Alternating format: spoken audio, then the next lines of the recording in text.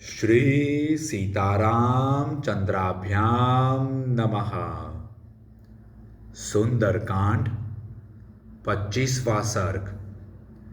राक्षसियों की बात मानने से इनकार करके शोक संतप्त सीता का विलाप करना। जब वे क्रूर राक्षसियां इस प्रकार की बहुत सी कठोर एवं क्रूरतापूर्ण बातें कह रही थी, उस समय जनक नंदिनी सीता अधीर हो होकर रो रही थी। उन राक्षसियों के इस प्रकार कहने पर अत्यंत भयभीत हुई मनस्विनी विदेह राजकुमारी सीता नेत्रों से आंसू बहाती गदगद वाणी में बोली, राक्षसियों, मनुष्य की कन्या कभी राक्षस की भार्या नहीं हो सकती। तुम्हारा जो चाहे तो तुम सब लोग मिलकर मुझे खा जाओ, परंतु मैं तुम्हारी बात नहीं मानूंगी। राक्षसियों के बीच में बैठी हुई देवकन्या के समान सुंदरी सीता रावण के द्वारा धमकाई जाने के कारण शोक से आर्त सी होकर चैन नहीं पा रही थी। जैसे वन में अपने यूथ से बिछड़ी हुई मृगी भेड़ियों से पीड़ित होकर भय के मारे कांप रही हो, उसी प्रकार सीता जोर जोर से कांप रही थी और इस तरह सिकुड़ी जा रही थी मानो अपने अंगों में ही समा जाएंगी। उनका मनोरथ भंग हो गया था। वे हताश सी होकर अशोक वृक्ष की खिली हुई एक विशाल शाखा का सहारा ले शोक से पीड़ित हो अपने पति देव का चिंतन करने लगी। आंसुओं के प्रवाह से अपने स्थूल उरोजों का अभिषेक करती हुई वे चिंता में डूबी थीं और उस समय शोक का पार नहीं पा रही थी।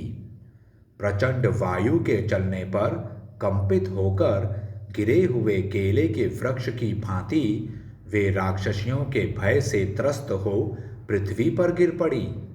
उस समय उनके मुख की कांति फीकी पड़ गई थी।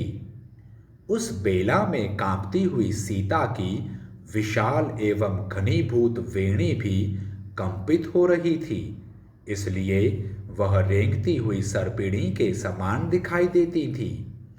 वे शोक से पीड़ित होकर लंबी सांसें खींच रही थी और क्रोध से अचेत सी होकर आर्त भाव से आंसू बहा रही थी। उस समय मिथिलेश कुमारी इस प्रकार विलाप करने लगी, हाँ राम, हाँ लक्ष्मण, हाँ मेरी सासू कौशल्ये, हाँ आर्ये सुमित्रे। बारंबार ऐसा कहकर दुख से पीड़ित हुई भामिनी सीता रोने बिलखने लगी। हाय, पंडितों ने यह लोकोक्ति ठीक ही कही है कि किसी भी स्त्री या पुरुष की मृत्यु बिना समय आए नहीं होती। तभी तो मैं श्री राम के दर्शन से वंचित तथा इन क्रूर राक्षसियों द्वारा पीड़ित होने पर भी यहाँ मुहूर्त भर भी जी रही हूँ। मैंने पूर्व जन्म में बहुत थोड़े पुण्य किए थे, इसलिए इस दीन दशा में पड़कर मैं अनाथ की भांति मारी जाऊंगी। जैसे समुद्र के भीतर सामान से भरी हुई नौका वायु के वेग से आहत हो डूब जाती है, उसी प्रकार मैं भी नष्ट हो जाऊंगी। मुझे पति देव के दर्शन नहीं हो रहे हैं। मैं इन राक्षसियों के चंगुल में फंस गई हूँ और पानी के थपेड़ों से आहत हो कटते हुए कगारों के समान शोक से क्षीण होती जा रही हूँ। आज जिन लोगों को सिंह के समान पराक्रमी और सिंह की सी चाल वाले मेरे कमल दल लोचन कृतज्ञ और प्रियवादी प्राणनाथ के दर्शन हो रहे हैं, वे धन्य हैं। उन आत्मज्ञानी भगवान श्री राम से बिछुड़कर मेरा जीवित रहना उसी तरह सर्वथा दुर्लभ है, जैसे तेज विष का पान करके किसी का भी जीना अत्यंत कठिन हो जाता है। पता नहीं मैंने पूर्व जन्म में दूसरे शरीर से कैसा महान पाप किया था, जिससे यह अत्यंत कठोर, घोर और महान दुख मुझे प्राप्त हुआ है।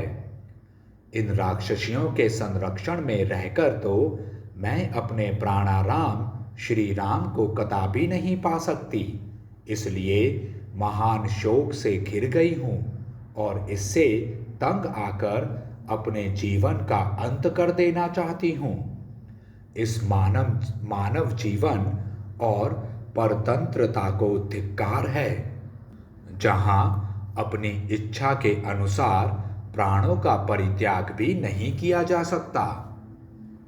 इस प्रकार श्री वाल्मीकि निर्मित आर्ष रामायण आदि काव्य के सुंदर कांड में 25वां सर्ग पूरा हुआ। जय श्री राम।